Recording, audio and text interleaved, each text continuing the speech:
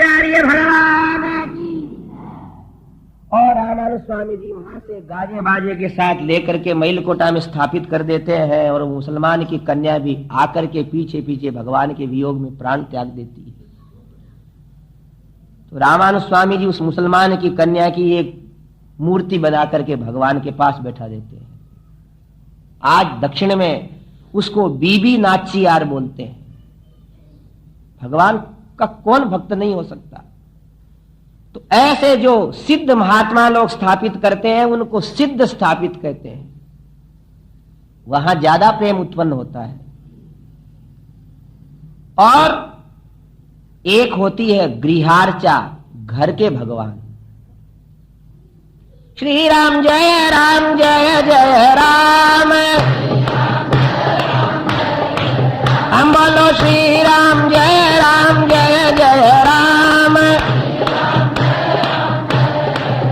हम श्री राम जय जय राम, हम श्री राम जय जय राम। और राजा रामचंद्र भगवान की। और हम लोग बंबई में अगर मंदिर समीप नहीं है, वहां नहीं जा सकते, तो भी अपने घर के ठाकुर जी को तो मना सकते हैं ना। हम ये कह रहे थे, देखो हमने बहुत बातें बताई हैं। आज 5वां दिन है। एक दिन हमने कहा था कि सावधानी पूर्वक अयोध्या मथुरा माया नगरियों का नाम लेना, भगवान हरि की शरण लेना, उसके सिवा कोई रक्षा नहीं कर सकते। उस हाथी के बारे में कहा है ना, 8 प्रहर युद्ध भयो, लड़ा मगरमच्छ से, और आखिर मगरमच्छ उनको ले गया तो कहता है कि हे गोविंद हे गोपाल, अब तो हम हार गए हम तो। इसलिए उन भगवान का स्मरण करने से ही हमको सहारा है, नहीं तो हम निस्सहाय हैं। उनकी रक्षा प्राप्त करने के लिए प्रतिदिन प्रातः काल के उस जागरण की वेला में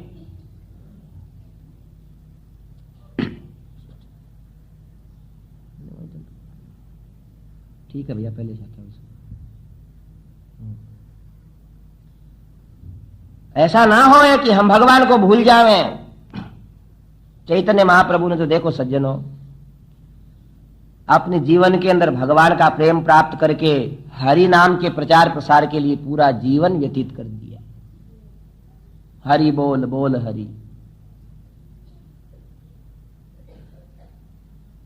तो एक बात तो हमने ये बताई कि नित्य हरि स्मरण करना, गंगा का नाम स्नान करते समय लेना, और आज फिर बता रहे हैं कि अपने घर में जो भी ठाकुर जी हैं, बालक बालिकाएं, नर नारी, रोज उनको प्रेम से हाथ जोड़ लें। और अगर मिलकर के घर में रोज आरती करें, तब तो फिर उस घर में और मंदिर में कोई अंतर नहीं है। कौशल्या जी राम का कल्याण करने वाली थी, इसलिए पूजा घर के अंदर बैठी मिलती है जब जाते हैं जब। और वो ही भगवती कौशल्या के द्वारा आराध्य श्रीमन नारायण आज दक्षिण भारत में श्रीरंगम में विराज रहे हैं। और ये रंगनाथ भगवान नारायण के चरणों में हमेशा तुलसी दल पुष्प धूप दीप नैवेद्य स्तुति समर्पित करती हुई मां कौशल्या गुणानुवाद गा रही है। श्री राम जय जय राम, बोलो श्री राम जय जय राम।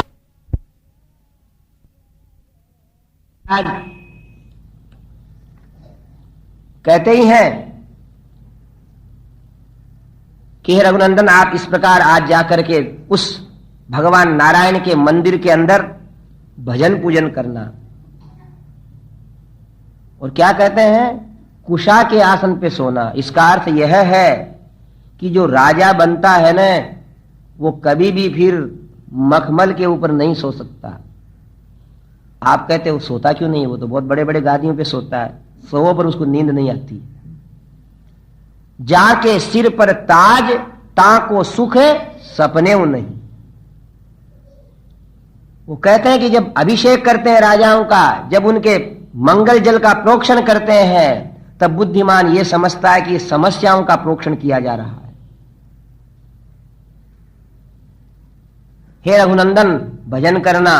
भगवान राम इस प्रकार जाकर के मां से अपने प्रार्थना करते हैं, अम्ब पित्रा नियुक्तोस्मि प्रजा पालन कर्मणि भविता शोभिशोके अभिषेको में यथा में शासनम पितुः। अम्ब, देखिए संस्कृत भाषा के अंदर ये मां के संबोधन है, अम्बा, अम्मा, मां, जननी, माता। और देखो भाई, एक आपको और छोटी बात बता देते हैं समझ की। वात्सल्य तो मां में ही है विशेष, क्योंकि हमारी वर्णमाला जो है ना, इसमें दो तरह के अक्षर हैं, और तो बहुत तरह का ज्ञान है, पर आप इतना समझो, एक कठोर वर्ण और एक कोमल वर्ण है। अब आप कहोगे कठोर कौन से हैं, कोमल कौन से हैं? सुनना, आजकल सब पढ़े लिखे हो, कोई बड़ी बात नहीं है। हर वर्ग के दूसरे और चौथे अक्षर है ना, वो कठोर हैं। दूसरे और चौथे सुनना हो, क, ख, ग, घ, ng में ख और घ, क, ख है ना, समझ आया ना? इसलिए लोग कहते हैं खा जाओ, ख आ गया उसमें, है कि नहीं?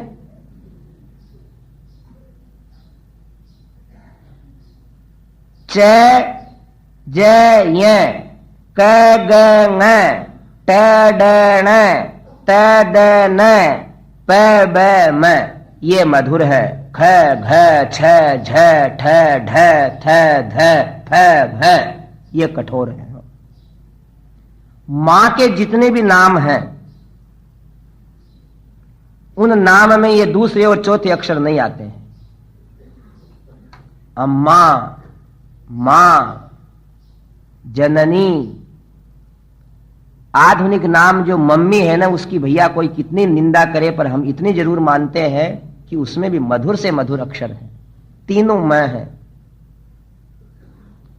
किसी भी संस्कृति के अंदर जाकर के शब्द ले लो, हमारी भारत की नहीं, कहीं भी अंग्रेजी में भी मदर और पिता का नाम आता ही फादर।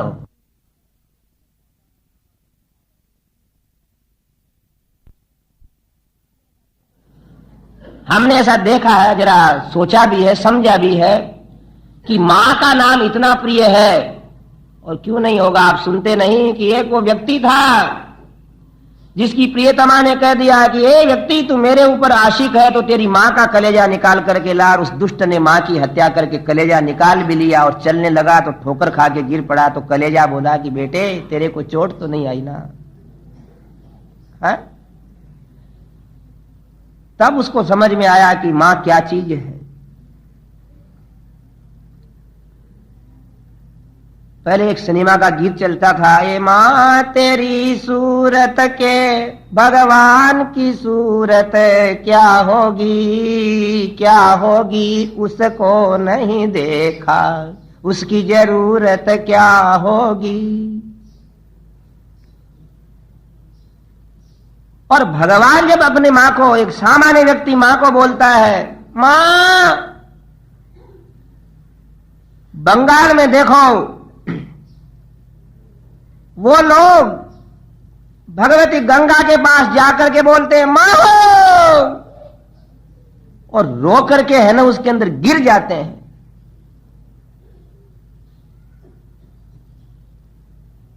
वो मां, उसको जब भगवान राम ने संबोधन किया तो राजप्रासाद के अंदर चारों तरफ मधुर घंटियां बज उठी। अम्बे, कौशल्या ने सारा काम छोड़ दिया, बेटे के पास आई। इतने में भगवान ने उनके चरण छू लिए। कौशल्या को मालूम पड़ ही गया था, प्रसन्नता के कारण अपने पुत्र के सिर को सूंघा। जब भगवान कहते हैं पित्रा नियुक्तोस्मि, ये नहीं कहा भगवान ने कि मेरे को युवराज बनाया है। मां मेरे को पिताजी ने प्रजा पालन कर्मणि, प्रजा का पालन करने वाले काम में नियुक्त किया है। लोग समझते हैं हमको राजा बना दिया, पद दे दिया, यानी हमको बहुत बड़ा काम कर दिया। काम नहीं, तुम्हें रास्ते लगाने के लिए काम बता दिया है। तुम्हारे ऊपर जिम्मेदारियों की बहुत बड़ी गठरी रख दी है, और यदि तुम सावधानी से उस गठरी को नहीं हटा सकते हो, नहीं उठा सकते हो, नहीं ढो सकते हो, इसको धुर कहा है। जैसे बलवान बैल बहुत सारे भार लदे हुए उस गाड़े को खींचते हैं, वैसे राज्य करने का अर्थ है बहुत बड़े वजन को, प्रजा पालन रूपी कर्म को अपने कंधों पे, अपने बुद्धि के कंधों पे, चरित्र के कंधों पे खींच करके उसको आगे बढ़ाना है। मां उसके राम के मुख से बातें सुनकर के उनके देखती है कि माताजी कल ही मेरा अभिषेक होने वाला है। महाराज दशरथ ने कहा है कि मेरे को और सीता को स्नान करके आज भजन करना। तो मां, आप और महाराज दशरथ जिस दिन राजा बने थे, युवराज बने थे, उस दिन जो जो किया वो मेरे को बता दो आज। बोलिए राजा रामचंद्र भगवान की। और आज मां कौशल्या के हृदय के अंदर वो समय आ गया याद, जिस दिन महाराज अज के सामने दशरथ और कौशल्या उस नारायण के मंदिर के अंदर दोनों कुशा की शैया के ऊपर रात भर भजन करते रहे थे। और अगले दिन वो महाराज दशरथ युवराज बने। अपने पुत्र राम से कहती कि हे रघुनंदन, इस संसार में तेरे जैसे पुत्र को प्राप्त करने के कारण ही हमें ये सम्मान मिला है कि आज तुमने मेरे को, मेरे उस दिन को याद करवा दिया। हे कुमार, मेरे कोई बुरे दिन नहीं आवे जिससे कि तेरे जैसे प्रिय पुत्र से कहीं हमको वियुक्त होना पड़े। और सारी बात बता दी कि बेटा जानकी और भगवती जानकी उतर के आई कि तुम दोनों आज मंगल स्नान करके सुसज्जित हो जाओ। और लक्ष्मण तो वहां है न, हाथ फैला करके श्री राम जय जय राम, हम श्री राम जय जय राम, हम श्री राम जय जय राम, हम बोलो श्री राम जय जय राम। और ये राजा रामचंद्र भगवान। और थोड़े जितने आगे आ सको आगे आ जाओ। गोविंद हरे गोपाल हरे, गोविंद हरे गोपाल हरे, हे सर्वेश्वर दीन दयाल हरे, गोविंद हरे गोपाल हरे, हे सर्वेश्वर दीन दयाल हरे, हे गोविंद हरे गोपाल हरे,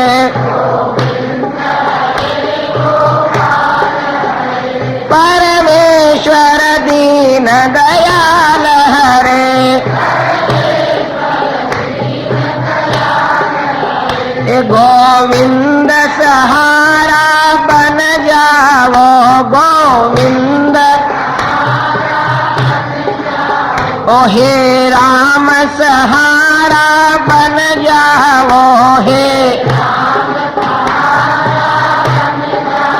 ओ हे श्याम सहारा बन जाओ हे, ओ मेरा और सहारा कोई नहीं, मेरा ये मेरी बिगड़ी बात बना जाओ, मेरी ओ हरि आ जाओ, प्रभु आ जाओ,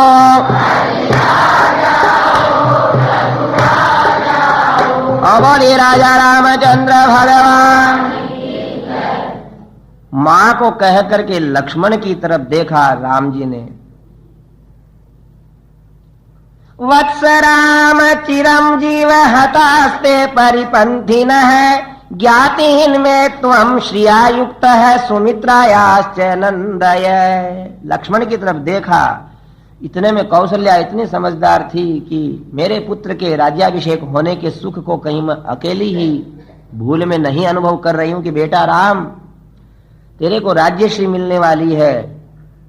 मां सुमित्रा और लक्ष्मण को अपने सुखों से प्रसन्न करना।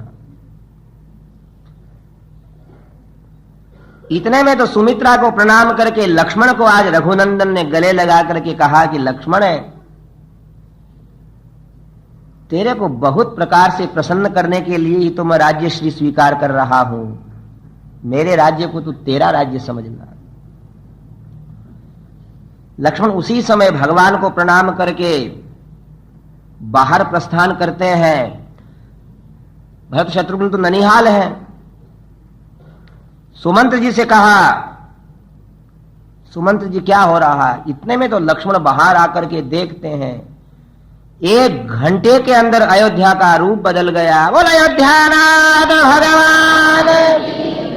द्वार द्वार के ऊपर माताएं मालाएं बना करके अपने द्वार को सजा रही हैं, आंगन पहुंचे जा रहे हैं, लिपाई हो रही है, पुताई हो रही है, मंगल गीत गाए जा रहे हैं, सजाए जा रहे हैं। इतनी तत्परता है कि लक्ष्मण जी आकर के कहते हैं भैया से कि हे अग्रज, आपकी राज्यश्री की उपस्थिति अयोध्या के लिए महान मंगल है। लक्ष्मण जी और तैयारियां कराने लग गए। कौशल्या जी ने जैसा उपदेश दिया, भगवान राम स्नान करके आगे के व्रत की तैयारी कर रहे हैं। अभी तो दोपहर का समय है। संदिश्य रामं नृपति सौभागिन्यभिषेचने, पुरोहितं समाहूय वसिष्ठमिदमब्रवीत। महाराज जनक ने कहा अपने गुरुजी से कि गुरुजी आप राजप्रासाद में जाकर के राम और सीता को और निर्देशन दे देना किस प्रकार व्रत करना है, क्योंकि आपने हमारे कई राजाओं की पीढ़ियों को युवराज पद के समय उपदेश दिया है, व्रत करवाया है उनसे। और वशिष्ठ जी वहां भगवान राम के घर पधार गए। अब क्या हुआ कि आपको मालूम है ये चैत्र का महीना थोड़ा ठंड वाला महीना रहता है। थोड़ी गर्मी भी नहीं, थोड़ी ठंड भी नहीं। और बड़े आदमियों के यहां दास दासियां ज्यादा ही रहते हैं। और उन दास दासियों का क्या काम, जाओ हमारे छत पे कपड़े सूख रहे लेके आओ। तो कपड़े लाती हैं, है? पापड़ बड़ी अगर करते हैं तो उसकी रुखाड़ी करती हैं। अगर राजस्थान होवे, वर्षा का मौसम होवे, तो काचरों की काचरी सुखाई हुई रहती है, तो उनको देखना पड़ता है?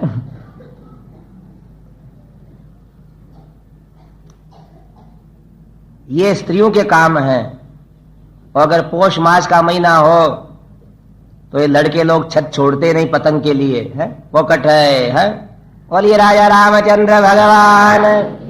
ऐसे अपने अपने काम रहते हैं जिससे छत के ऊपर आदमी को जाना पड़ता है।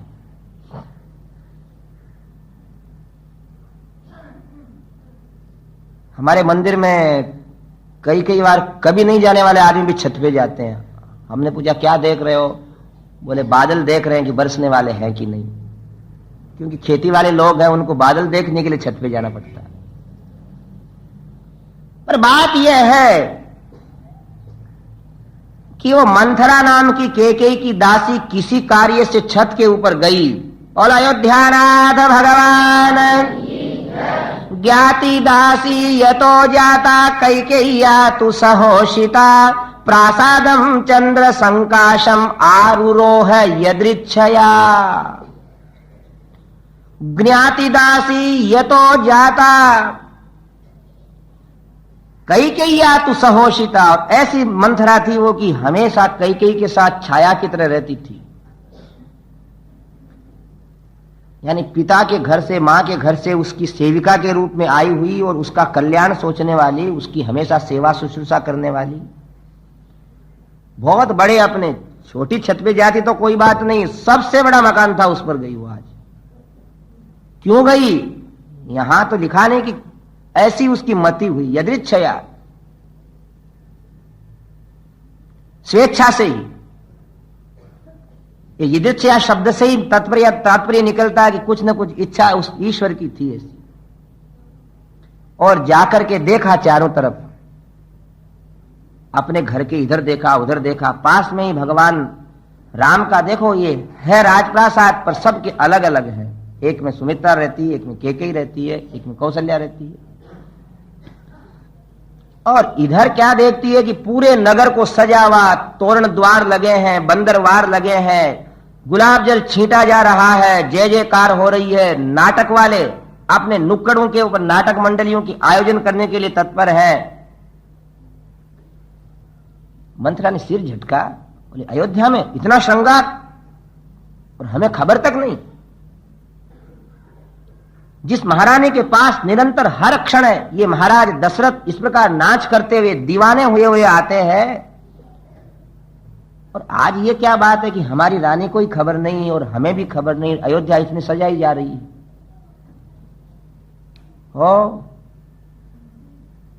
कोई महत्वपूर्ण व्यक्ति को आदमी बिना कहे कुछ सजावट कर ले तो आदमी नाराज हो जाता है। बहुत ध्यान रखना चाहिए। यहां रामायण हो रही है, कोई भाई को निमंत्रण छूट गया तो अभी भी दे देना, नहीं तो आप आनंद ले रहे हो और वो गुस्सा कर रहा होगा है? हमको खबर भी नहीं। फिर सोचा कि कोई दूसरे राजा आ रहे होंगे, उसके स्वागत के लिए तैयारी हो रही होगी। बाबा क्यों माथा पचाऊं मैं, मेरे को क्या लेना देना, ऐसा मन ही मन में आदमी उत्तर प्रश्न करता है। पर घूमते घूमते जब वो राम जी के महल की ओर देखती है तो कौशल्या अनेकों अनेकों ब्राह्मणों को असंख्य हार मोती हीरे जवाहरात लुटा रही है। इतने ऊंची चढ़ी हुई है 7 मंजिले मकान में कि वहां से तो कौशल्या को पूछ नहीं सकती। पर योग की बात, उसी समय भगवान राम को पालने वाली एक धाय राम जी के राजप्रासाद के ऊपर आ गई। और रामचंद्र भगवान की साहर्षोत्फुल्ल नयनाम पांडुरक्षोम वासिनीम अविदूरे स्थिताम दृष्ट्वा धात्रीम पप्रच्छ मंथरा। देखो कैसा योग संयोग बन रहा है। इधर भगवती कौशल्या के राजप्रासाद के ऊपर भगवान राम को बचपन के अंदर जो चलना सिखाती थी, घूमना सिखाती, धाय होती हैं, इनको धात्री बोलते हैं,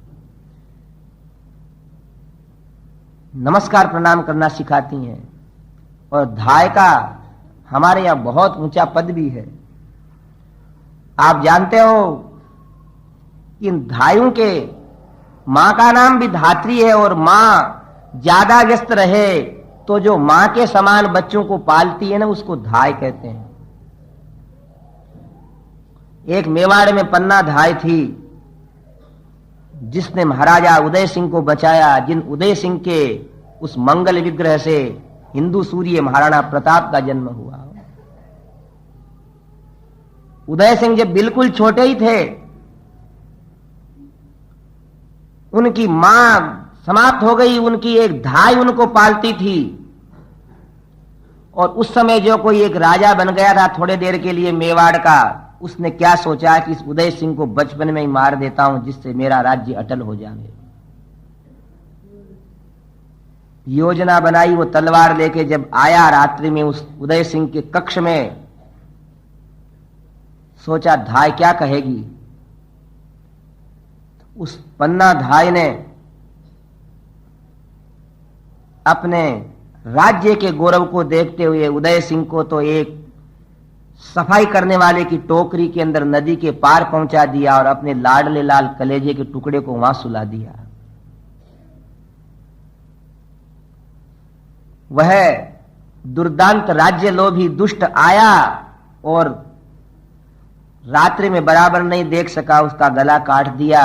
पर उस धाय ने एक शिरोमणि राजा को अपने बेटे की बलि देकर के भी बचा लिया। इसलिए भारत के अंदर धाय का, धात्री का पद बहुत प्रशंसनीय है। और सज्जनों, उस धाय का कितना भाग्य था जो कौशल्या जैसे राम को खिलाती थी, वैसे ही वो भी भगवान राम के मंगल विग्रह को बचपन में उछाल उछाल करके खिलाया करती थी। उससे पूछा जब मंथरा ने कि आज राम की मां इतने दान धर्म क्यों कर रही है, तो उसका हर्ष उसके हृदय में समाया नहीं। सा हर्षोत्फुल्ल नयनाम पांडुरक्षोमवासिनीम अविदूरे स्थिताम दृष्टा धात्रीम पप्रच्छ मंथरा। उस प्रसन्न रहने वाली धाय से पूछा मंथरा ने, विदीर्यमाणा हर्षेण धात्री तु परमा परया मुदा आचचक्षेत कुब्जायै भूयसीम राघवे श्रियम। अरे कुब्जा, तुम्हें मालूम नहीं पड़ा क्या? तू यहां बैठी क्या कर रही है? नीचे जा और तेरे घर को सजा धजा देख। वो जगत के अलंकार स्वरूप, जगत को प्रेम करने वाले, जगदाधार, समस्त गुणों से संपन्न कुमार जो राम है, जिनका कोई भी इस समय संसार में द्वेषी नहीं है, उनको महाराज कर युवराज बनाएंगे, इसलिए तैयारी हो रही है। मंथरा धात्र्यास्तु वचनम श्रुत्वा कुब्जः क्षिप्रमर्षितः कैलास शिखराकारात् प्रासादात् अवरोहत। हो बहुत अच्छी बात है बहन, यूं कह करके कुबड़ी तो थी, एकदम नीचे बैठ गई। अब उस धात्री ने देखा कि इसका शरीर ऐसा ही है, आवाज भी दी, इतने में बनावटी बोली बोलती, अरे क्या करूं, कई देर तक मैं खड़ी थी, अब थक गई इसलिए मैं नीचे बैठ गई। और धीरे धीरे पांव से चलती चलती उतरी नीचे। सा दह्यमाना क्रोधेन मंथरा पाप दर्शिनी शयानामेव कैकेयीम इदम वचनम अब्रवीत। कैकेयी मध्याह्न के समय सोई है, दोपहर के बाद का समय हो गया और उस मंथरा को सब जगह प्रवेश था। उत्तिष्ठ मूढ़े किम शेषे भयम त्वाम अभिवर्तते उपप्लुत मघौघेन नात्मान अवबुध्यसे। और जाकर के कहा कि ए मूढ़े, यानी ए पगली, उठो, तू सोई क्या है, तेरा भाग्य सो गया है। कान में जाकर के कहा। कैकेयी की कुछ आंखें खुली, कुछ नहीं खुली, और सोचा कि ये दासी है, मुंह लगी हुई है, कभी कभी माथा पचाती रहती है। तो आदि कोने अपने टेक करके अपने हाथ पे ठोड़ी रख करके कहा कि क्या हो गया तेरे को, क्यों नींद नहीं लेने देती है? क्या करूं, मेरी मां ने तेरे लिए कहा था कि तूने बचपन के अंदर मेरे को बहुत ढोया है, इसलिए तेरे ये फालतू की बातें भी सुनना पड़ती, क्यों जगा रही है मेरे को? तब वो क्या कहती है, तुझे मालूम नहीं? सास में मनाधे भये मग्ना दुख शोक समन्विता दह्यमाना नलेनेव त्वद्हितार्थमिहागता। कि अरे तू मेरे को क्या समझा रही है, मैं तुझे आज जगा करके इसलिए कुछ कह रही हूं कि तू मेरी कुछ लगती है। मैंने कहा बोल क्या है? तो सबसे पहले महाराज दशरथ की निंदा करती है। धर्मवादी शठो भरता श्लक्ष्णवादी च दारुण है शुद्ध भागे न जानिशे तेनैव मति संधिता। ये महाराज जो दशरथ है ये बहुत कपटी हैं और चिकनी चुपड़ी बातें करते हैं, बाकी तेरे प्रति बहुत कठोर हैं। इतने दारुण हैं तेरे लिए कि अरे मैं भी इस महाराज दशरथ को आज तक नहीं समझ सकी। कई लोगों ने कहा है कि राजाओं को समझना बहुत कठिन है, इन दशरथ जी को समझना भी बहुत कठिन है। तो केके की थोड़ी निद्रा दूर हुई और उसने कहा कि इसने कुछ पागलपन की सी बातें शुरू कैसे की है। बोल तू कह क्या रही है? बोले मैं ये कह रही हूं कि तेरे बेटे को तो जान करके यहां से केके राज के यहां भेज दिया और तेरे से पूछे बिना रोज तेरे घर के अंदर आराम करने वाले, तेरी शैया के ऊपर सोने वाले महाराज ये अयोध्या का राज्य दे रहे हैं राम को।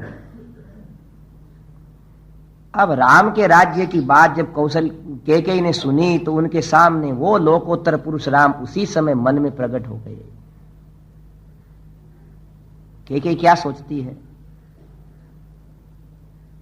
कि जिस राम को मेरे भरत पिता के समान मानते हैं, और केकई ने देखा कि बचपन से आज तक जिन राम ने मेरा एक भी ऐसा प्रसंग नहीं आने दिया कि मैं उनके ऊपर थोड़ी सी भी क्रुद्ध हुई हूं। ध्यान देना हो, ऐसा कोई व्यक्ति हो सकता है कि जिसके बचपन से लेकर के 25 वर्ष की अवस्था तक घर में रहने वाली मां के प्रति, केकई के प्रति एक भी अप्रसन्नता का काम नहीं हुआ, जबकि बालकों से कुछ न कुछ, कभी कभी गेंद खोलते हुए गेंद ही रसोई के अंदर जाके गिर जाती है और वो माँ नाराज हो जाती है कि क्या कर दिया तुमने। और माँ नाराज नहीं हो तो माई माँ तो जरूर नाराज हो जाए। केकई इतने कुलीनता का परिचय देती है कि अपने हार निकाल करके उस कुब्जा के गले में डालती है कि रामचंद्र भगवान दत्वा त्वा भरणम तस्यै कुब्जायै प्रमदोत्तमा कैकेयी मंथराम हष्टा पुनरेवा ब्रवीदिदम। देवी बहुत अच्छा किया महाराज ने, इस निर्णय को जल्दी ले लिया। वास्तव के अंदर राम प्रजापालन योग्य है।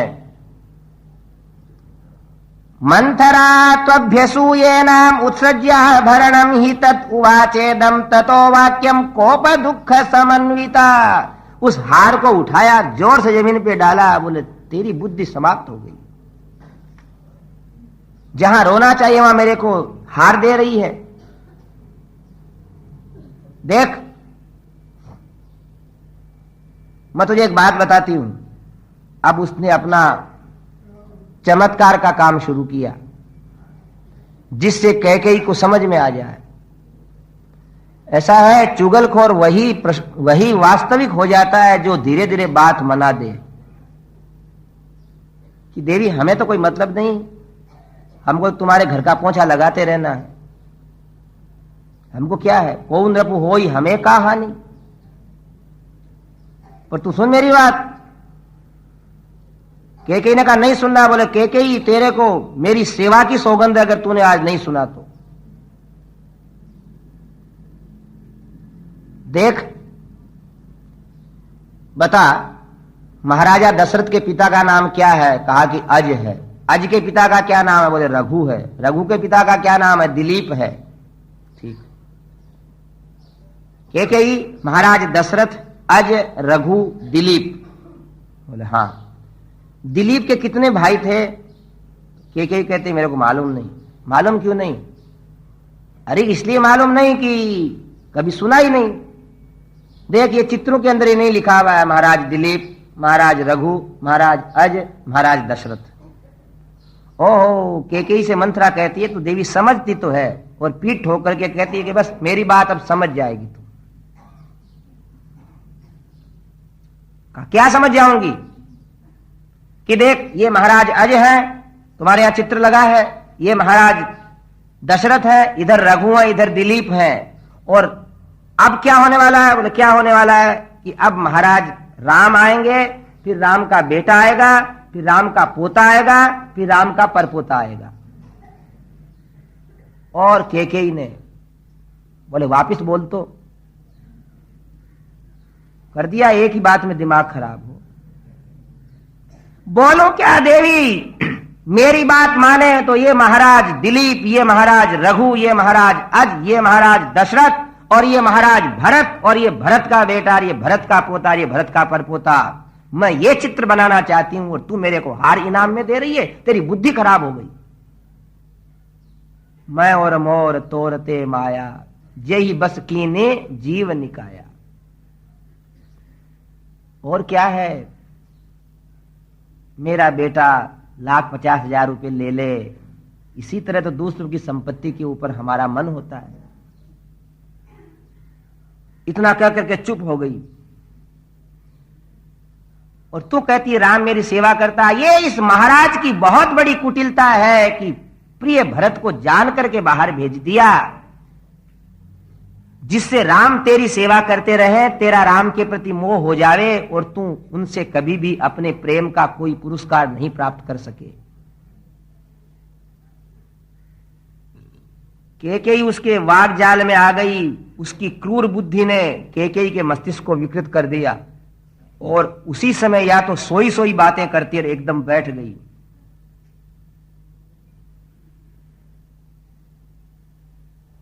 यदा च राम है पृथ्वी मवाप्स्य से प्रभूत रत्नाकर शैल संयुताम तथा गमिष्यस्य शुभम पराभवम सहैव दीना भरतेन भामिनी। ए देवी, जिस समय कह रहे कुब्जा राम राजा बन जाएंगे तो कौशल्या की जय जयकार होगी और तेरे को कौशल्या के पीछे पीछे पूजा की थाली लिए हुए हाथ जोड़ते हुए चलना पड़ेगा। राजमाता वो, राजपुत्र वो। अब केकई सोचती है कि कौशल्या जी बड़ी हैं, हम भी उनको प्रणाम कर लेती हैं, किंतु हमारे सौंदर्य के सामने, हमारी अवस्था के सामने कौशल्या सुमित्रा क्या है, और मैं कौशल्या जी को हाथ जोड़ूं उनको कि ये राजरानी है, पट्टरानी है। एवं उक्त्वा तु कैकेयी क्रोधेन ज्वलितानना दीर्घ मुष्टम विनिश्वस्य मंथराम इदम अब्रवीत। अरे मंथरा, तुमने कहा तो बहुत अच्छी बात है, अब इसका उपाय क्या करूं? इतने प्रसन्न रहती थी केकई की, भूल गई पुरानी बातों को ही। महाराज दशरथ का निर्मल प्रेम मिलता था, काय को याद करती। तब कुब्जा बैठ करके कहती कि देवी, मानना पड़ेगा कि तेरी माँ ने मेरे को इसलिए भेजा है कि तुम भूल जाए वो बात मैं याद दिला दूं, इसलिए भेजा है। देखो, देवासुर संग्राम में जब महाराज अस्त्र शस्त्रों से, शत्रुओं के आघात से क्षत विक्षत विग्रह वाले होकर के मृत्यु के मुख में जाने वाले थे कि तुमने उनको बचा करके सुरक्षित रख लिया। मूर्छित महाराज को आप रथ से बाहर लेकर के उनकी चिकित्सा की, टूटे हुए रथ को आपने संभाला।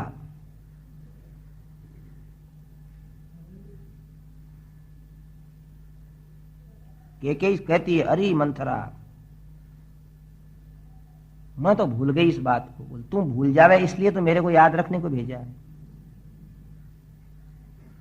तुझे याद है ना उस दिन महाराज ने क्या कहा था? बोले, कहा था उसने, महाराज दशरथ ने उस दिन कहा था कि देवी, तुमने आज हमारे प्राण बचाए, हम तुम्हें 2 वरदान देंगे। आपने कहा कि हमें वरदान की क्या जरूरत है, और फिर आपने ऐसा भी कहा था अभी तो महाराज कोई जरूरत नहीं, जब कभी मेरी इच्छा होगी तो मांग लूंगी। बीच में ही केकई कहती, बस कुब्जा हो गया, समझ गई मैं। बोलिए रामचंद्र भगवान। अब क्या करूं? बोले, देख, 2 वरदान में पहले वरदान से तो तू मांगना भरत के लिए राज्य, और दूसरे वरदान से राम के लिए 14 वर्ष का वनवास मांग लेना।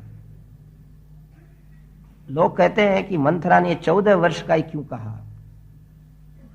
इसका हो कोई समाधान उत्तर नहीं दे सकते। शायद सरस्वती बैठी थी, क्योंकि 14 वर्ष के बाद ही रावण के वध का समय आ रहा था और मुख्य लक्ष्य रावण का वध ही है।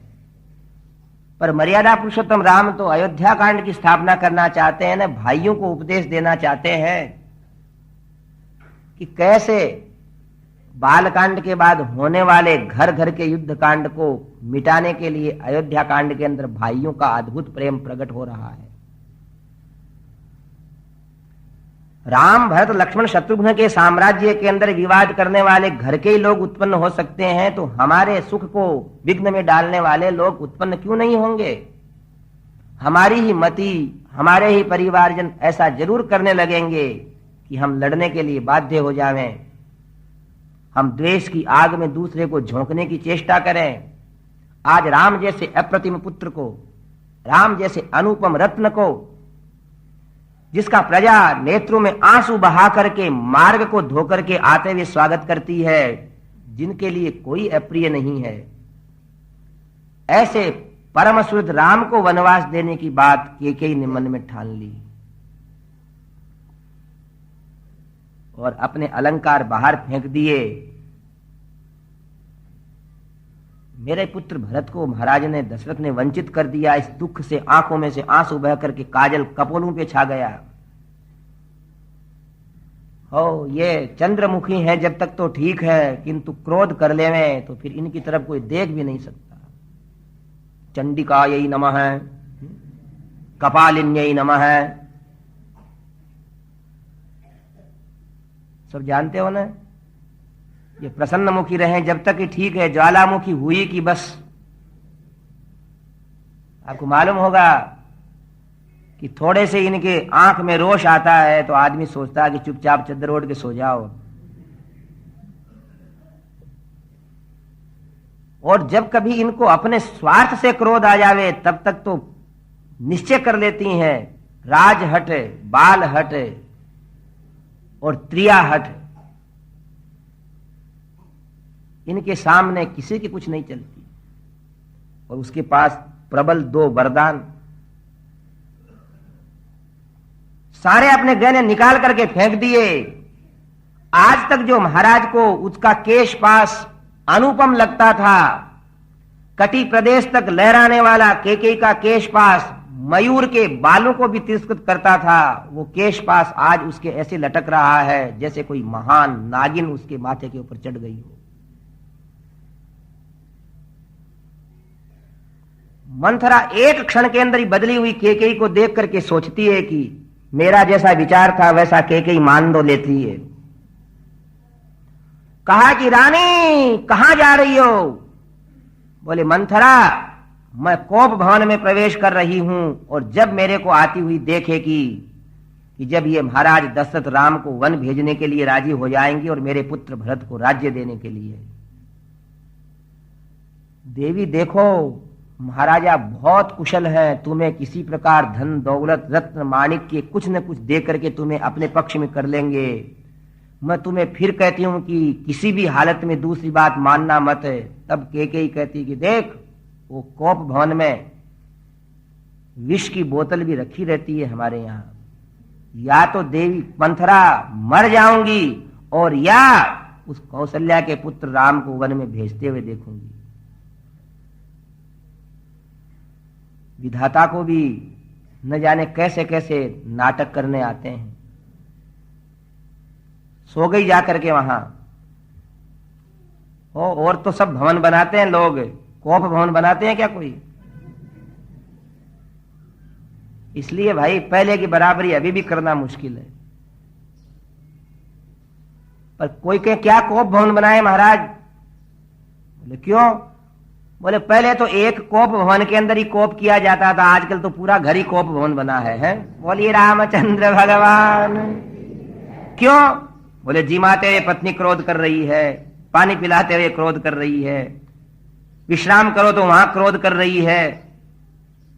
इसलिए कोई कोई लोग कहते हैं कि आजकल तो हमेशा ही कोप भवन में ही रहते हैं। देखो, राजाओं का नियम था कि रानी को अगर कुछ नाराजगी है तो वो कोप भवन में प्रवेश कर जाती कि लोग समझ जाते हैं कुछ न कुछ हमारे को अब इनकी बात मानना है। कई कई बार ये पुरुष लोग समझदार होते हैं, कभी उदास रहते हैं। कोई कहता आज क्या बात है, उदास क्यों हो? तो कह देते हैं जी और कोई कारण नहीं है, थोड़ी सी हमारी श्रीमती जी आज कोप भवन में है। इतना कह देते हैं हंसी में।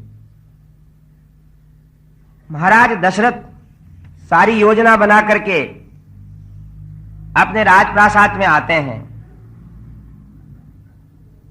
श्री राम जय राम जय जय राम, श्री राम जय जय राम,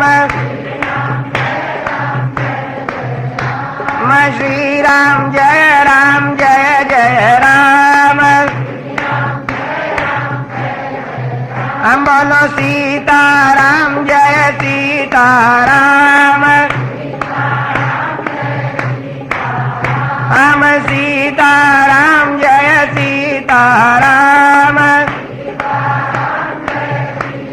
और रामचंद्र भगवान की कैसे कैसे अद्भुत दृश्य है। सारे नगर के लोग, बालक लोग, बालिकाएं अपने अपने माता पिता से कह रहे हैं कि माता जी हमें पूरी बात बताओ, कल क्या होने वाला है। इतने में तो अयोध्या के बाहर तो क्या हो रहा है, राम सीता राम सीता राम सीता राम, राम सीता